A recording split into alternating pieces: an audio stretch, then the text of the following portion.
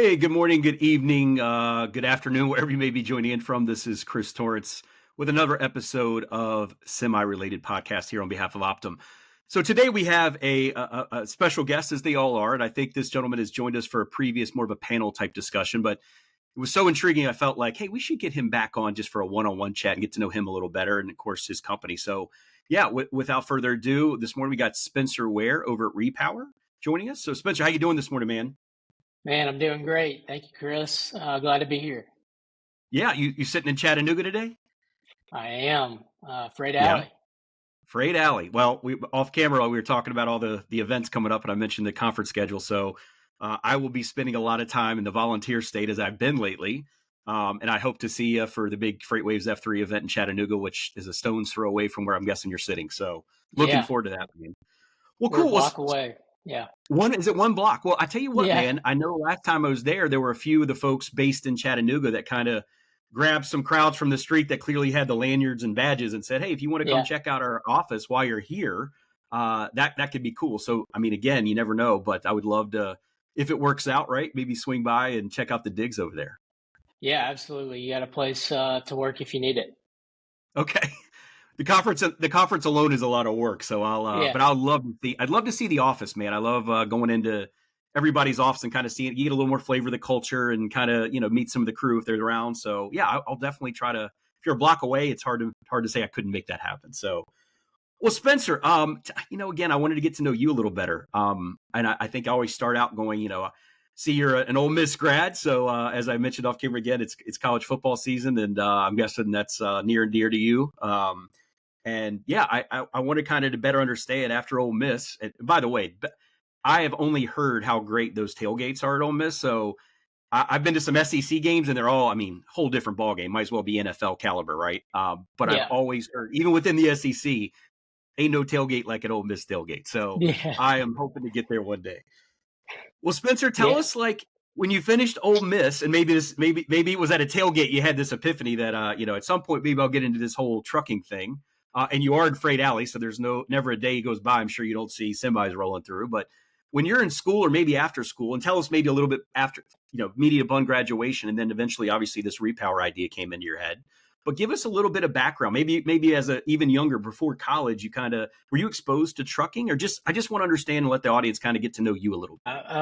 So I started my career in commercial insurance brokerage. I graduated Ole Miss. I moved to Birmingham, Alabama, where I'm from, and I jumped into a career in commercial insurance and worked for a large national insurance broker. And a lot of my customers were over the road fleets, trucking companies, Ah, medium sized trucking companies, 100 to 3, 4, 500 trucks. And I I noticed every single year when I would meet with my customers around the insurance renewal, uh, they would buy as much equipment as they possibly could, trucks and trailers, chassis, shipping containers, whatever their expertise was. Um, and that's how trucking companies grow. The yeah. the freight rates are very volatile.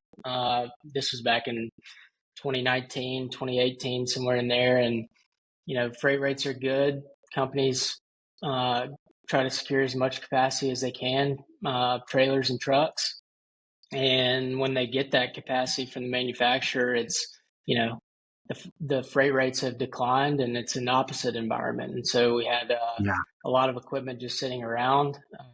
I saw how much they were paying in insurance alone. And, that's valuable equipment that is needed by a lot of companies in the industry. There's just a lot of inefficiencies that exist within trailers specifically. And I saw, most companies run a 3-to-1 trailer to truck ratio. So the number of trailers that I saw sitting around just within my customers and insurance was mind blowing to me. And knowing how fragmented the industry is, and the number of fleets in the industry that are 1 to 6 power units, over 90% of trucking companies. And so those that kind of segment of the market, which is a vast majority of the market, doesn't really have access to trailer capacity to keep freight moving freely throughout the supply chain, to grow their business. So just I saw it as a big problem that handcuffed the overall efficiency of the supply chain. Yeah, that's an interesting way to kind of get exposure, right? From you got Yeah. to have an angle that most don't see, at least not the numerics that you saw in the insurance world. And I think that's an interesting tie. I mean, that's looks like you spent about 5 or 6 years in that space before you started Repower. But yeah, I mean, now it really clicks with me on the level again of exposure you see to for good, bad, and ugly on how these companies operate. You also mentioned you see that 3-to-1 ratio for power units to trailers. Is that indicative of most companies? Now, granted, I know that's a ratio in a smaller segment, but if you really scale that out, I assume that's by design, but there's probably some folks like, well, is that just kind of hedging bets going, well, I always have the unit, but I just want to be able to kind of move around and always have a trailer to reposition or a loaded trailer to take? And is that the right ratio, or is there a right ratio? And I guess there's a lot of variables involved, but that's just one thing that I think a lot of people, anytime I work with a trucking company, big, medium, or small, there's always a big delta between the number of from an equipment standpoint, we got this many power units, and it's usually a fairly significant number higher for their trailers. Mhm. What is the reasoning behind that? I guess I'm kind of going from like what I deem was common sense, but you're an expert. So what is the reasoning, and is that a good thing? And is there a magic number or the magic ratio?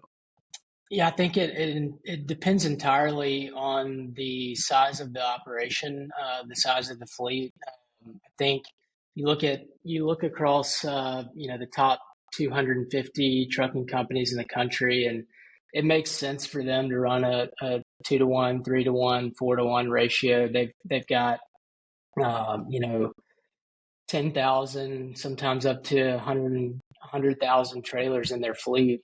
And it makes sense for them because that's the weight that they carry in the industry. They set up trailer pools with the largest shippers in the world. And they are, contract carriers with a lot of these shippers that dominate global trade and e-commerce and things like that.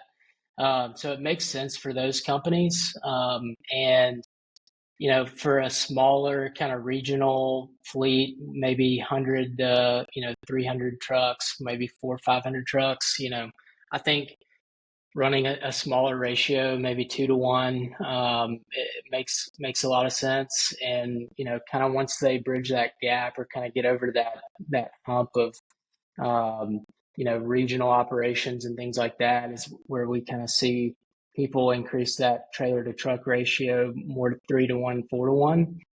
Yeah, But it entirely depends on the operation and kind of geographic reach of your fleet. But with the mega fleets out there that have 50, 60,000 trailers, making sure that each one of those trailers, the wheels are turning every single day. They're at the right place at the right time, and they're not out of network sitting at a, shipper facility or a terminal somewhere where there's no demand for trailers, is how we help fleets every single day. And we help, monetize that trailer, get it back moving, get it back in an area where they actually need it.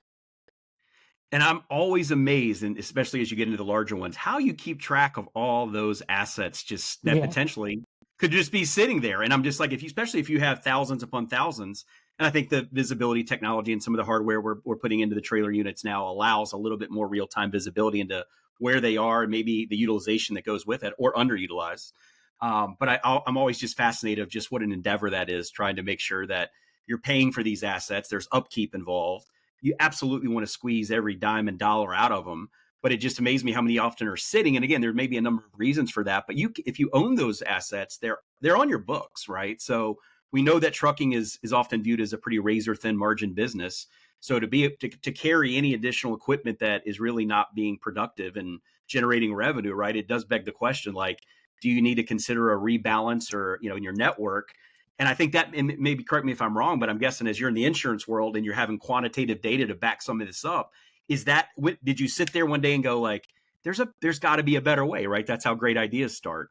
And so kind of tell us about how this repower concept kind of came in, and give us, for the audience, right, give us a little bit more of a deeper understanding of how that network works within the repower, within the network of repower. Yeah, so I mean, going back to 2020, 2021, somewhere in there, coming off the heels of COVID, you remember the supply chain basically froze once the country or the world shut down. Yeah. Um, we saw it in the grocery stores where we didn't have, basic food, toilet paper, all the above.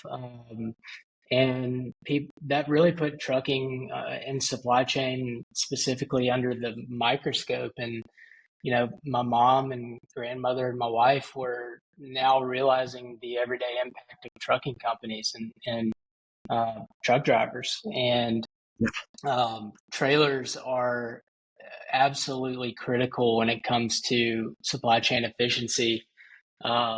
We always say that nothing's ever been delivered without a trailer. And, you look True. around the room you're in right now, and everything was once on a trailer at some point. And it's pretty That's right. fascinating to think about. And so that's, the impact of trailers within the supply chain and just trucking in general. But back in 2021, the supply chain froze up, world shut down. And I saw how highly demanded trailers were. There were no leasing companies, no dealerships. You couldn't find a trailer anywhere um, for rent, lease, or sell or purchase. And so when I was in insurance, I started, my customers had all this idle equipment. My co-founder Patrick, he was in trucking in Birmingham, and he worked for a large fleet. He saw the same thing at his company, and we're like, this equipment is not being used by, the owner of the trailer. Right. 93% of the industry is 1 to 6 power unit fleets.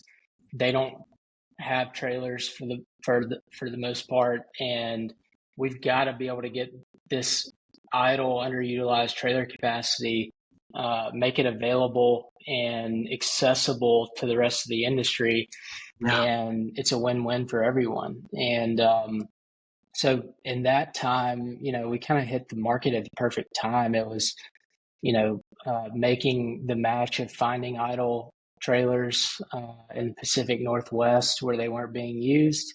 Hmm. And we had drivers, trucking companies that they deadhead or bobtail, 1,600 miles just to pick up a trailer.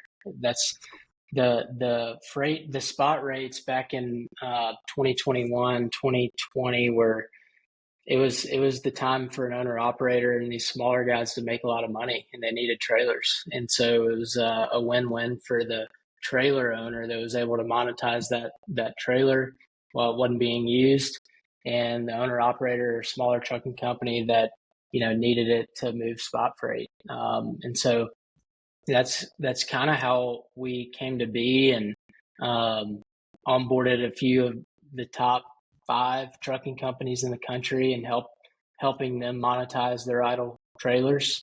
And that's kind of how we got to be. And here we are today, 3-4 years later, and working with, I think, 50 or so of the top Yeah. 100 fleets. So Impressive. yeah, it's unbelievable. Having fun and love the trajectory we're on. Awesome, man. That's impressive.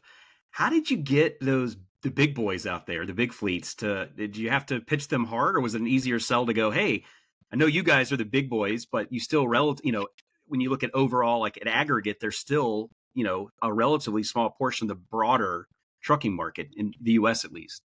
How did you bridge that gap between getting the big boys to see the light of leveraging the much larger, again, the long tail, if you will, of those smaller folks carriers that were able to bridge? Did you have conversations? Did you just reach out to people you've known in the industry and said, hey, how did you get this idea to turn into an actual business model?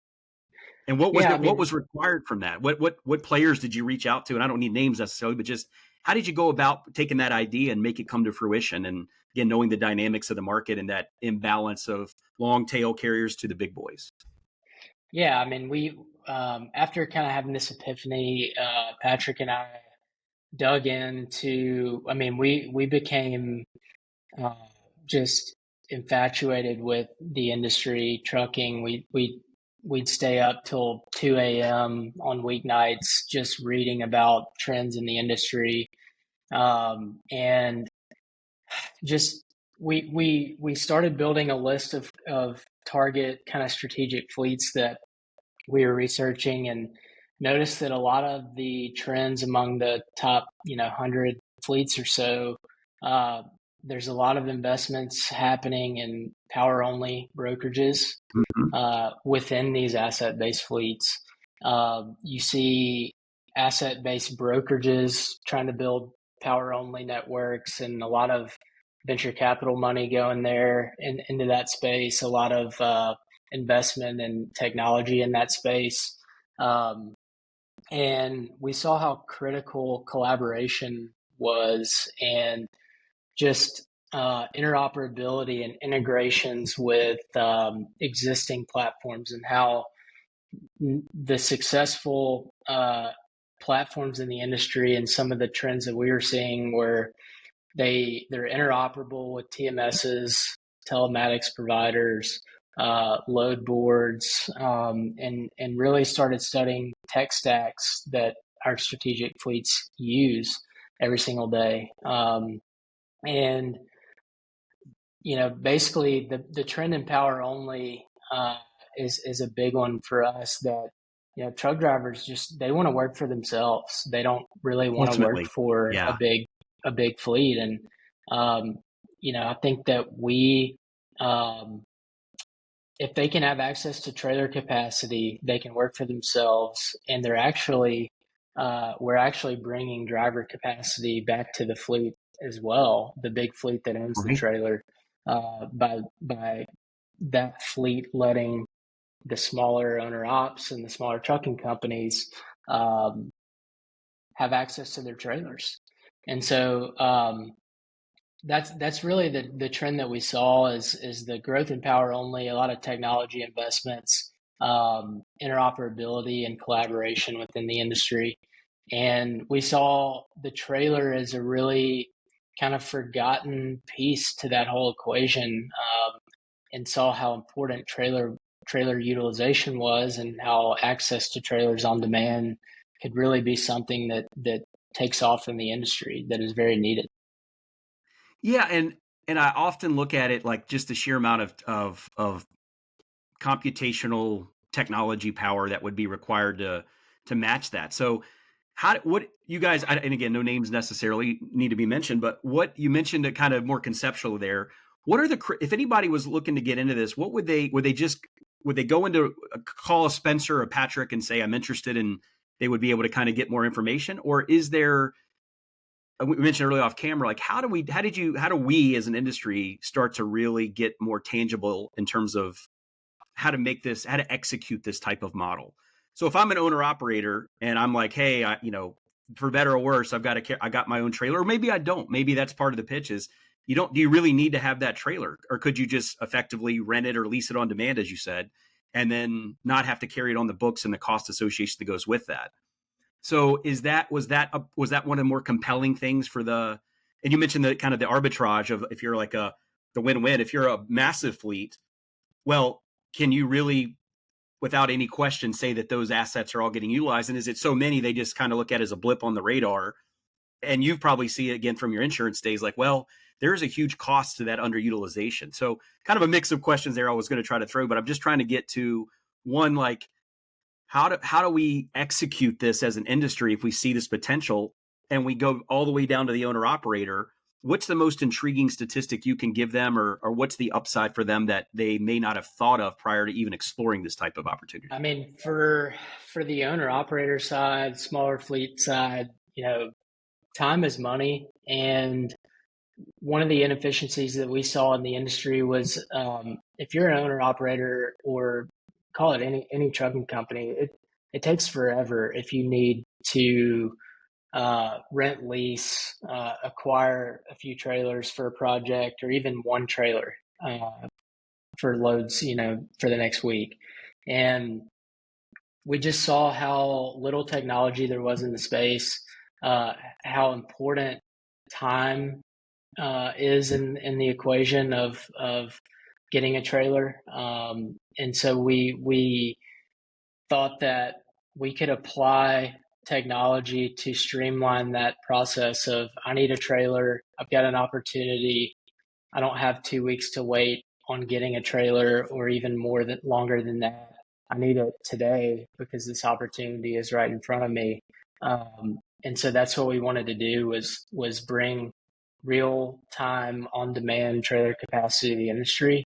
And today we have, I think, 74% of our reservations on Repowr are for pickup same day. So owner Okay. op goes on to Repowr, finds a trailer in, say, Phoenix, Arizona. They utilize it for however long that they're allowed to use it, Yeah. Okay. and put freight on that trailer, and they pick it up same day that they pay for it. Got it. And so it's about 3 to 4 hours from the time that they pay to the time that they're hooking up to a trailer, which is unbelievable. Considering the amount of time it takes historically to rent or lease a trailer, and it's total flexibility as well. So it's not no long term contract, Yeah. no 6 month or 3 year long lease. So it's something that we saw was flexibility and time was absolutely critical for the vast majority of the industry. And on the supply side, if those fleets that have sizable trailer pools, sizable trailer fleets that are interested in monetizing their trailers and maximizing utilization, um, you know, we build really good relationships with our customers on both sides. I'd say for any fleet that has this problem, which most fleets do, we really take a deep dive into the operation. We help kind of point out inefficiencies within a trailer network, where trailers get stuck out of network and sit idle for 30, 60, 90 days, even Yeah. longer. And our team will come visit uh, and really kind of help shape the strategy around how to maximize efficiency gains and trailer utilization. And so, um, on the enterprise fleet side, we take enterprise kind of sales cycle and relationship based sales approach to that. On the smaller fleet side, we have account managers and we have carrier Mhm. sales reps, and we have a lot of support that helps kind of guide them through the process and really take care of the drivers. So hope that helps. Hope that answered the question. No, that's great. You know what I did? You know, the biggest thing I got out of that was I didn't realize it was that like near real, like the real time nature and the day of, as you mentioned. So I'm thinking I'm an owner op. I got a CDL. I'm just kind of looking to stay busy, right? So I wake up, I go to my phone, log onto the Repower app, say, you know what? You mentioned like we'll use Phoenix again. You mentioned any market, right? Mm-hmm. I'm sitting here, I'm looking to move today. How do we go about, you mentioned like it's not, a long-term commitment, it's almost hourly. So is it like increments of, at some point you got to have a minimum, right? So 4 hours, I think you mentioned. So I'm going to get on there and go, hey, I want to get on this app. I am looking for 4 hours, maybe longer. I don't know what the full spectrum looks like, Mm-hmm. but I can get on the app. I'm going to go, is from there though, right? Do I go pick up an empty? Is it a loaded trailer? Could it be both? And then how do I know where I'm going? Is that part of the app too or do I have to find my freight, or is that part of Repowr saying we have a load or a repositioning of a trailer, which you could argue is, it's still a transaction. And then I'm going to go around and deliver, or, whatever I need to do. And then I'm going to just go, okay, now I'm going to go bring that trailer back. And is that, is it kind of like renting a car? It's like, well, do I want to do like a round trip, or do I want to? I'm just going here and I'm going to find a drop yard here. Give me a little more context. I'm just trying to make this feel very Yeah, tangible for a user if they're going to go this route. This is what it's going to be like, a day in the life of, right? absolutely. It's a great illustration, and it's a lot like the rental car model in the sense that um, you are an owner op. You live on for the most part. A lot of these 1 to 6 truck fleets, they live on load boards and they're looking for their next opportunity. So, I'm in Phoenix, Arizona. I've got a truck. I'm sitting in my truck, but I don't have a trailer. I just dropped it at an Amazon facility. And now I'm looking for my next power only load, or, what I'm looking for my next opportunity. Um, Yeah. and so a lot of these guys that they don't own a trailer, they don't have access to a trailer, they've got to go to a load board and find a power only load that comes with a trailer. And so their options are limited on whatever load board they choose. And what we see is the vast majority of uh, customers that are looking for trailers, they come to Repowr. They look for a trailer in Phoenix, Arizona, book the trailer. They go to the load board and find the best paying drive and load that they can. And they just keep booking loads until that trailer needs to be dropped off, and they can make money moving freight as if that trailer was theirs. Okay. And so take that Phoenix example. I'm a driver. I'm looking at, my favorite load board. I see a great load that I want. I need a trailer, so I go to Repowr. I find a trailer that meets my needs. I can search Phoenix to Chicago if that's where I want to be going. And I can find a trailer that runs that lane, and I can use it for 30, 60, 90 days, sometimes longer, and just book as many loads on load boards as I can, and make money for my company. Got it. Do you think, Spencer, and I mentioned you have some integration and some partnerships, load boards included. Do you Mhm. think another version of this product may be the load is actually, is there an endeavor that says, okay, you can lease the trailer, but then you got to find your freight? To me, if there's only thing better would be like, we actually have the freight and the trailer. I mean, maybe this is down the road, but I think if you're looking at a fully optimized, if you will, kind of model there, it's not only am I looking for, it kind of eliminates that need to go search for freight once I lease that trailer. So is that kind of something you feel like, and maybe not today, but in the future, like, oh, we're going to take another step. Now you can actually, we're going to provide you with loaded trailers, or you're going to go pick up a trailer and go get it loaded, and then to keep you moving, right? I feel like that's the only potential watch out. Is you could say, I'm going to lease a trailer for 30, 60, 90, but in a market like we're in, what are my chances of finding freight, right? And so if Repowr can say, oh, we've already squared that away too, we've actually got the load. And I know there's a lot of people that have to be involved in Mhm. that decision, but do you envision that being maybe the next version of the product? I can say one thing with confidence that, we are not in the business of moving freight. We are specifically focused on trailers themselves, Okay. empty available trailers, but you're all over it in the sense that um, bringing available empty trailers right next to or bundled with loads that Yeah. fit that trailer spec, that are good matches for that trailer is exactly something we're working on now, and have some really neat things in the pipeline related to that with load boards that pair trailers with freight. And all it is just an option. Drivers love options. They want Yeah. to be able to make a decision, and just, serving it up to uh, that truck driver, that load planner, whomever, of saying, you're looking at this load, here's a trailer that fits that if you need one. And making that a seamless, streamlined experience for the end user and the customer is right where we're headed. And so there's a unique opportunity there, and that really dovetails and kind of plays into what we were talking about earlier with uh, collaboration, interoperability with existing platforms. So that's something that's really top of mind for us, and I think that that'll be a total game changer in the industry. Yeah, no, that's cool to think about. Let me ask you, we've talked about the owner ops and the carriers and the trucking companies. What about the shippers?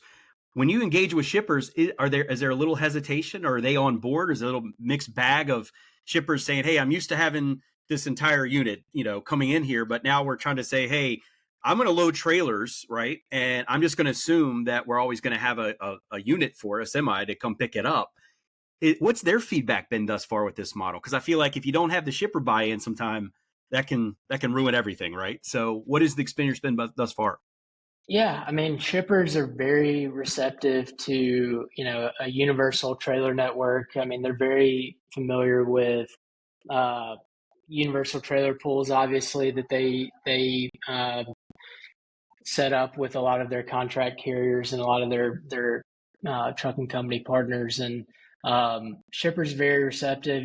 What's interesting is the vast majority of trailers kind of flowing through Repowr that are listed on Repowr as available, they pick up at shipper facilities and they drop off Okay. at shipper facilities. We do that hundreds of times a day, and it's kind of interesting because a lot of shippers, don't really aren't really aware of who Repower is, and we're in and out of some of these facilities every single day, and it's really interesting to think about. But it's the shipper plays a really important piece, important role in our ecosystem, and the success equation for a universal trailer network to really thrive and exist in the supply chain.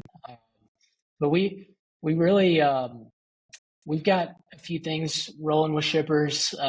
We're very focused on the trucking companies themselves and Yeah. the asset based fleets out there. There's some shippers obviously that have private fleets, their own trailer I pools. was going to say Um, private fleet seem like a pretty yeah, ripe opportunity if the shippers who own those assets, if they or they've outsourced it through a dedicated provider. But either way, right, that's a lot more capacity too. So that all just ties into like, hey, shippers, you got a big fleet. If you're Walmart, for example, you got a lot of trailers. How yeah, do we?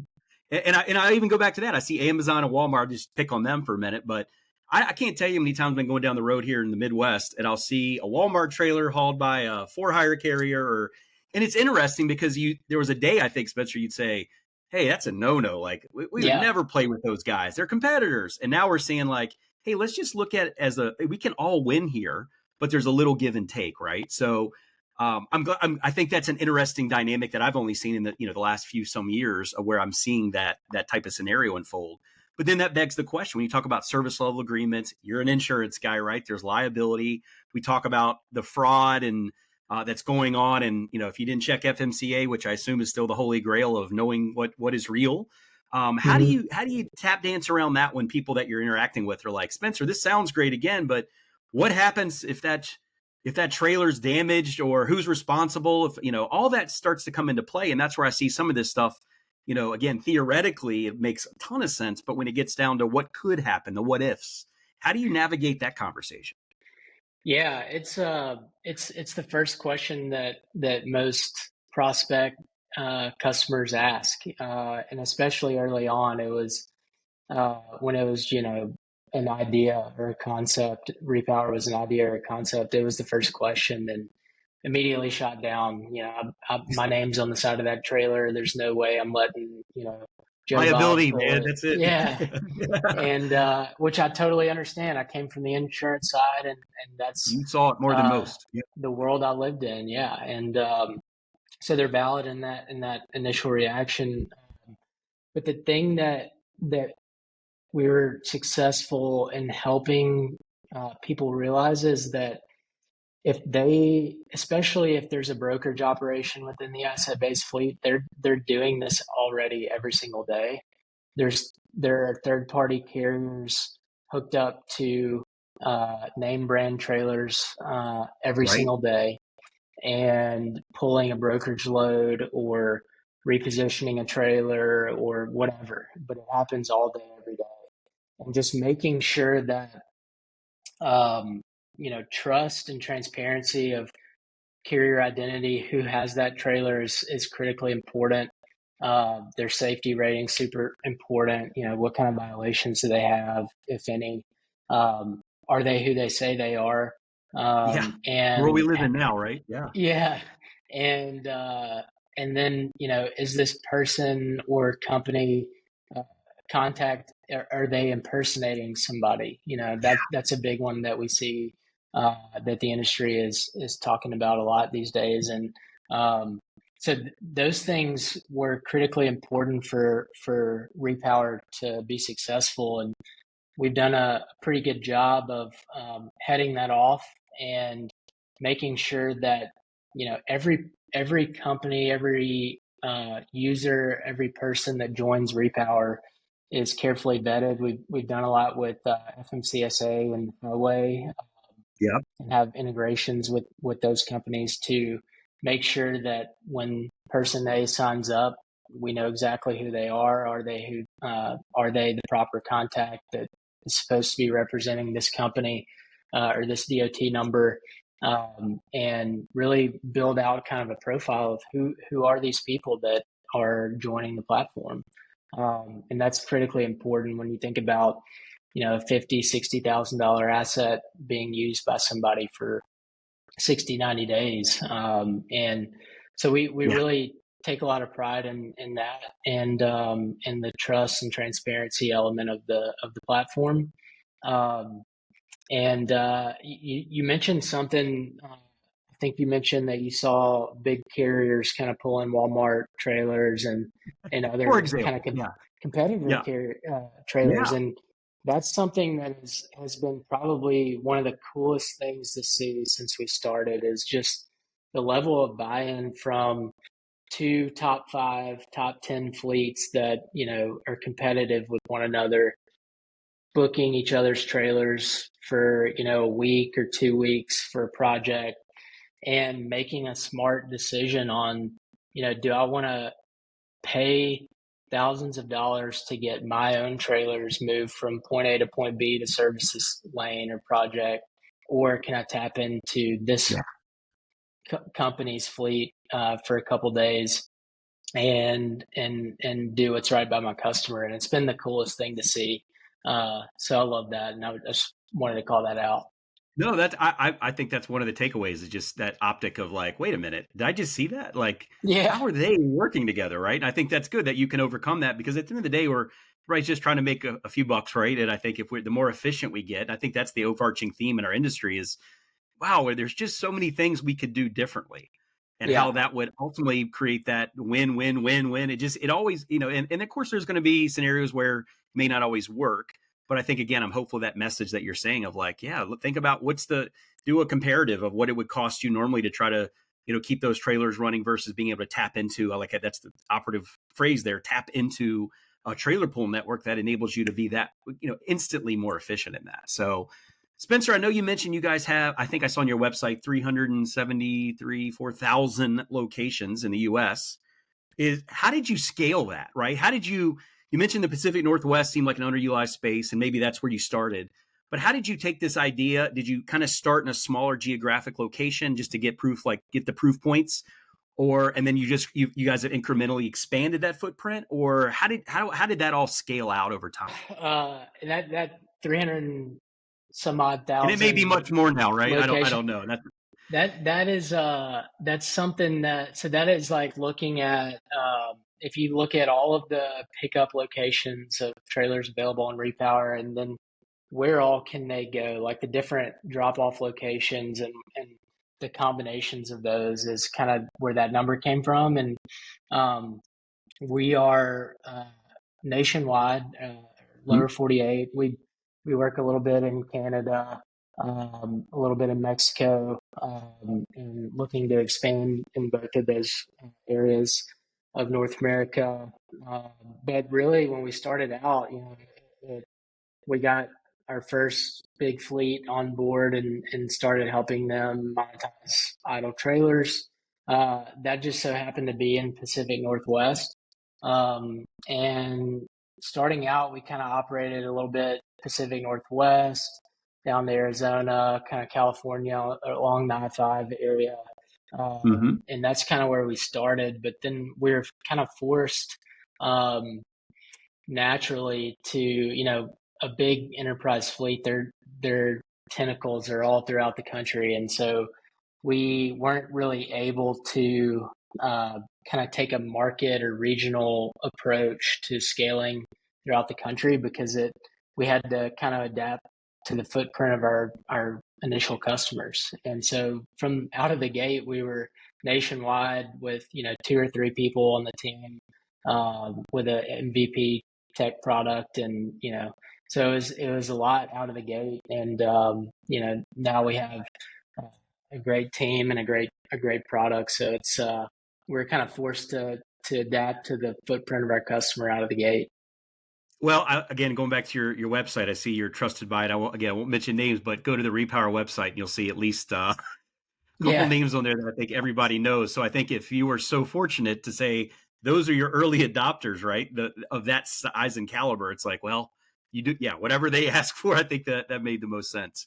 yeah. Spencer, when you look at, there's other players, right? We had a few weeks ago, I think we had some other folks that are kind of maybe taking a different approach, but still 100% on board with this concept of trailer pool networks and universal trailer pools, whatever you want to call it.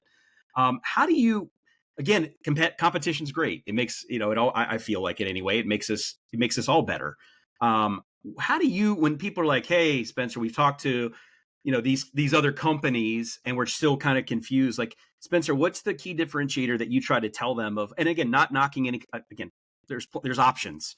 Where do you say, hey, what do you tell them that kind of says, this is how we're different. And here's a reasoning you should at least consider us, if not go with us. And or maybe there are times that you're like, hey, based on what you're asking for, it may not be, kind of falls outside of what our model is. So I think for the viewers, kind of tell them where Repower really stands out and shines. And maybe if there's some examples of, but in these scenarios, you may want to go to a different provider because it just doesn't fit in our network. Say, you know, I think uh, I think I mentioned this on the podcast on the webinar we did a month ago, and ultimately, I think I can't remember if I said it or if Don said it, but ultimately, there's this co-opetition that Right. needs to exist among the the companies in the space that are working on trailers as a service, uh, Mm-hmm. trailers on demand, trailer pools, things like that. And I couldn't agree more. I think when I look at the competitive landscape, I think that ultimately there's an opportunity to work for all of us to work together and fill gaps in each other's network that um, you know otherwise we'd just be looking banging our heads against the wall trying to solve ourselves.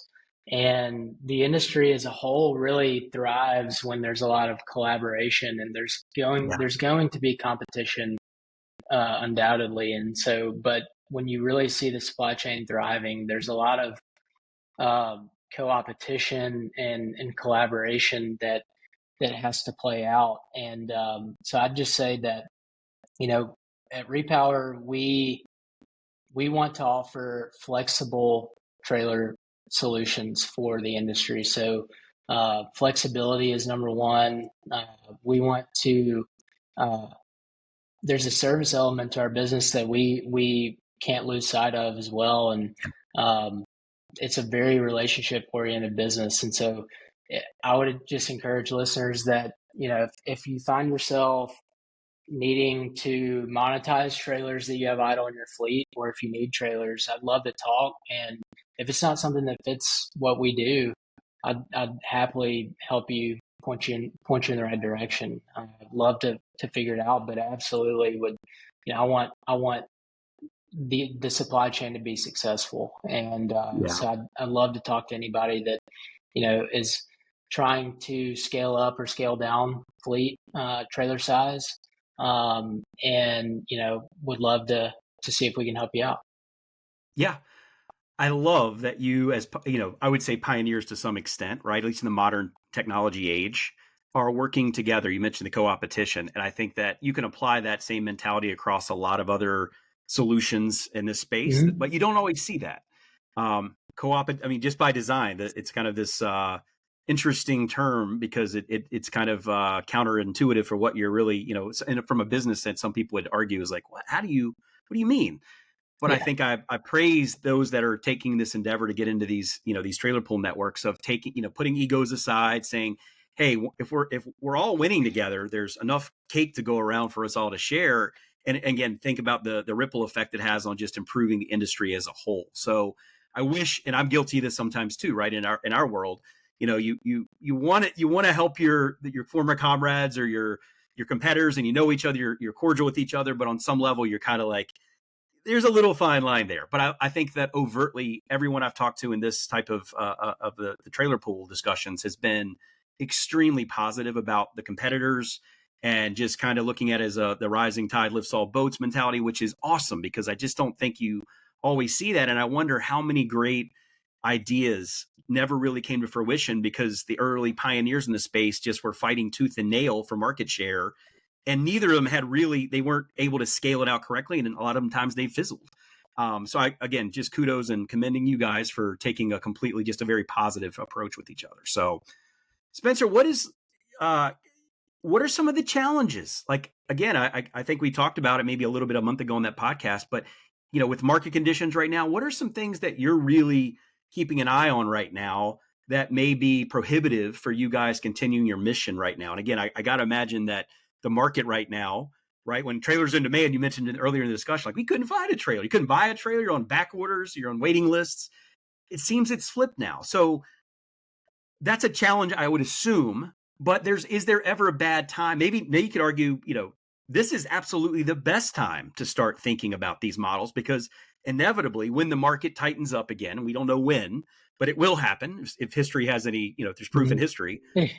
What can is that something you feel today would be this? What better time to start looking at this because freight's a little softer now. This is the time to start exploring whether it's technologies, whether it's these type of trailer pool network models. Is that kind of your feedback for people that go, well, this is not the right time for us to look into it? How do you answer that question? Yeah, it's a great question. I firmly believe that in an environment like we're in now, where things are a little loose, it's been stagnant for a couple years Too long. now. Yeah, that now is the time to really lean into um, a a flexible trailer solution like a repower, and we want to help support fleets of all sizes, logistics companies of all sizes, and uh, we believe that trailers can be a competitive advantage whether you own the trailer and you're looking to leverage your assets and monetize those assets, or if you need to scale up a trailer pool quickly. Trailers are a huge competitive advantage, and we see a lot of smaller fleets, brokerages that are not asset-based fleets that can get take advantage of new opportunities that they've never had access to because they can go and say, I do have 20 trailers in Phoenix or Chicago or wherever for 6 months to service this deal where they never had the ability to do that. And so I just encourage, you know, the opportunities as they arise. We'd love to be your ally in helping you win that business. And I think so. You mentioned the key market indicators that we're looking at. I mean, we look a lot at the spot rates versus contract rates. Yeah. Um, Geographically, I think we pay attention to spot rates a lot. We Right. look at outbound tender rejections. Mm-hmm. Um, we look at most of the indicators that Coyote and FreightWaves and DAT and all those guys post regularly, um, and we're trying to adjust and kind of balance our network as well with those as the market changes. And I think really that's the ultimate value of repower in the industry, can help offset a lot of the volatility that we've historically seen in the industry, and help those violent swings that we've always seen when the market tightens or loosens. I firmly believe that repower can help kind of counteract those volatile uh, shifts in the industry that we've always seen in the volatile cycles. So that's really at repower at scale. I believe can be a tremendous asset in the industry. It's always interesting that you mentioned the volatility, right? And I feel like I've Yeah, been around for a minute myself. It's this kind of double-edged sword of we talk about, it's all depending on where you stand in any given market cycle, right? Like there's always a willingness to like work together and collaborate when the carrier side or brokered side's feeling a little pain, right? Let's do it. But inevitably, when the market shifts, I feel like there's this like, oh, we're out there making money and like everything goes, no, no, we're good, we're good. I hope that by the time I retire at some point in this industry, that your message there of like, hey, I get it, we're capitalists, we want to make some money, I get it, but there is so much volatility unnecessarily, and I think the big question mark for people is for everyone that's arguing that the volatility needs to be smoothed out, there's somebody on the other side of the coins going, we're capitalizing on this. yeah, We love the volatility, and I think that is that freight. Do we just, and again, you ask anybody that's been in freight for a while, there's all, especially, and I was a broker, right? You kind of live and you thrive off of the volatility in the market because there's going to be, it's winners and losers at any given point in yeah. time, but it's kind of part of the hustle, the game. But again, as an objective, pragmatic kind of guy, I'm like, yeah, but is that good? Is it good to win a lot and then just hit the cliff and lose for periods of time? Or would it be better just to kind of have a little more stability there and continuity? I don't know that I have the answer, but it's always a fun question to talk about over beers with people. You're exactly right, and it's kind of like to enjoy the sunny days, you have to have the rainy days, and so it's like Yep, you're exactly right in the sense that volatility is good and it creates opportunities, it creates winners and losers, and I think that can't that's just natural within any industry. I'd say that the volatile swings and shifts that we see in trucking are like really, I can't think of another industry that sees quite the swings like that in a normal environment. But I think some stability uh, is good for the industry as long as there can, you know, lessen the volatile nature and volatile swings that we see. absolutely. Spencer, we're kind of been going for an hour, man. I feel like it always flies by. I want to ask you, kind of shifting gears real quick before I let you go. There's a lot of, since COVID especially, right? And I see it across all industries, right, where people are trying to leave the corporate environment, whether they're consultants or at a big fortune type company, and want to go kind of become that entrepreneur and say, I'm ready to do it. You've done it, and you're in a very rare percentage of people that actually follow through. What do you what just, and this doesn't have to be related to trucking or repowering thing, but just you, what made you decide to take that leap? You and Patrick, I should say, right? You have a good co-founder. Mhm. What what I'm just, there's people out there that are always looking for other entrepreneurs that have had success. What's your advice? Any do's and don'ts? And if Patrick were on here, I'd probably ask him the same, and maybe you'd mirror each other's answers. Probably not though on every level, but like again, maybe using your own experience anecdotally. Like again, how did you make this successful? And again, what is it? Was it?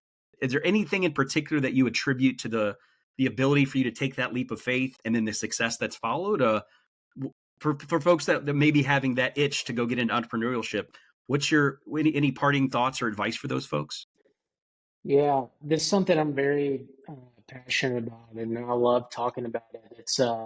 It's very near and dear to me, and it's something that if I always encourage people if they have an idea or something keeping them up at night, or that lingering thought in your head that's like that would be fun to work on, and or that would be a great idea that'd be Yeah, valuable in the industry. It's like there's we're only on this earth for a short period of time, and when it when we had that itch or that idea, it never we looked at ourselves and we said we never wanted to look back and say like, what if we had done that? And regret. that Yeah, was far more scary than like failing with the yeah, idea.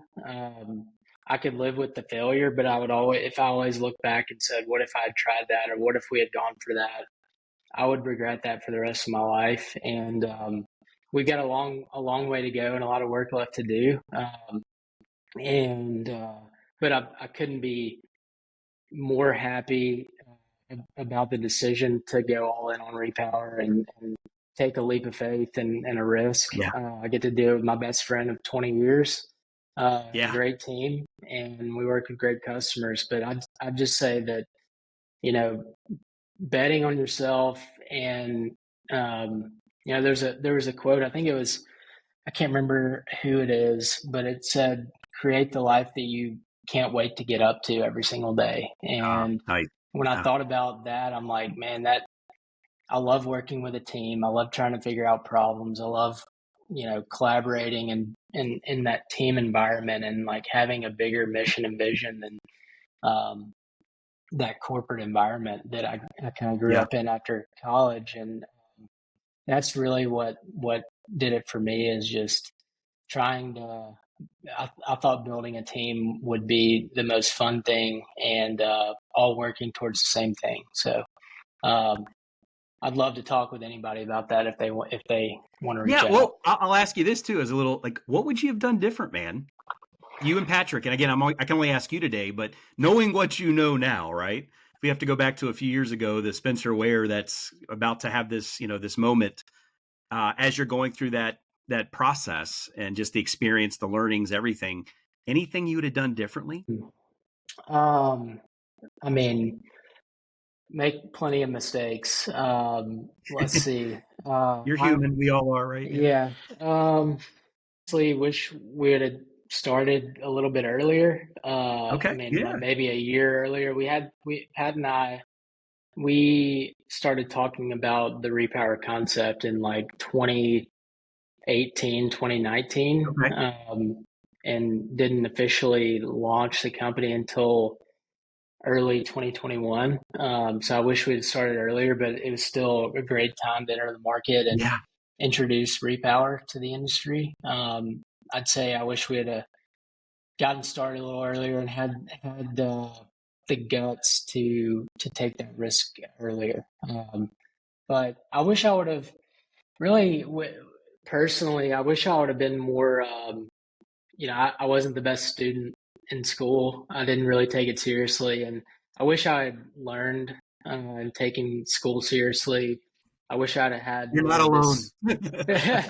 I wish I would have. I wish I would have had similar mindset that I do today when I was in college, instead of just the typical college brain. I wish I would have worked in college and try to start a company in college. That would have been a lot of fun. Well, no easy. I know it's. I can empathize more than you know, right? And maybe. But I don't live with regrets, and I feel like we all have a path that's been laid out for us, and it's just, it's always just worked out for the best in the end. So I think you and I are guys that have done okay. So I'll take that Yeah. as, hey, maybe I should have paid more attention in school, but what implications would that have had? Would I be here today, and what would I be doing? Exactly. I don't play what if games like that, but I love the transparency there, and I think again, a lot of people would probably be able to relate to you on a lot of levels. So, well, Spencer, like I said, man, we've been going for about an hour here, so I know I'm guessing you got a few other things you need to knock out today. And how do people reach you, man? What's the best way to get a hold of Spencer Ware? Yeah. My email is Spencer. It's SPENCER at repowr.com. If you want to reach out, I'd love to connect, talk about repower, talk about trucking, talk about founder or starting a Yeah, business. Love to talk with anybody. So would love to chat, and you can find repower.com. You can search for trailers anywhere. You can learn more about repower, and if you have trailers, you can learn about how we can help you monetize them. So awesome. that's how you can find us, and really enjoyed it, Chris. Thank you for having me. Yeah. Likewise, man. I hope to again see in sometime in November there in your neck of the woods for the big F3 show. So be looking forward to shaking a hand and maybe coming by and checking out the office as well while I'm in town. So with that, I want to thank everybody for tuning in today. And as always, we're looking to always have other guests on. So anybody that may have some cool ideas, whether they're kind of in line with what Spencer's thoughts are, or maybe not, we'd love to hear from you. So again, thanks for everybody for tuning in. And with that, have a great day, everyone. We'll be back on the air soon.